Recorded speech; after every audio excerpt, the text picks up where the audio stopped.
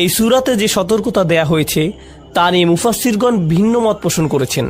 হালিয়াতানাওয়ালু কুল্লামান ইয়াতামাসসাক বিহাযিহি তারিকাতি feel আফআলি রাদিআ, যারা এমন আচরণ করে প্রত্যেকের জন্য এটা প্রযোজ্য, এই জঘন্য কাজ। অন্যভাবে বললে আল্লাহ এখানে যাদেরকে সতর্ক করেছেন এটা কি প্রত্যেকের জন্য প্রযোজ্য?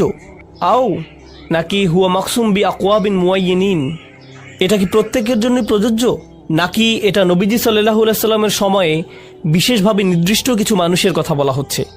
আম্মাল মুহাক্কিকুন, গবেষকদের মতে ফাকালু, তারা বলেন ইন্নাহু আমুন, এটা সবার জন্য, লিকুল্লি মা ইয়াফআলু হাদাল ফি'ল, যারা এমন করবে এটা সবার জন্য প্রযোজ্য।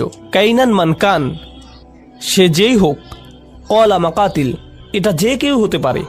এই কথা বলার পর তিনি বলছেন, যখন সাহাবারা এটা শুনেছেন তারা ভেবেছেন এটা কোনো নির্দিষ্ট কারো ব্যাপারে বলা হচ্ছে, এটা কিন্তু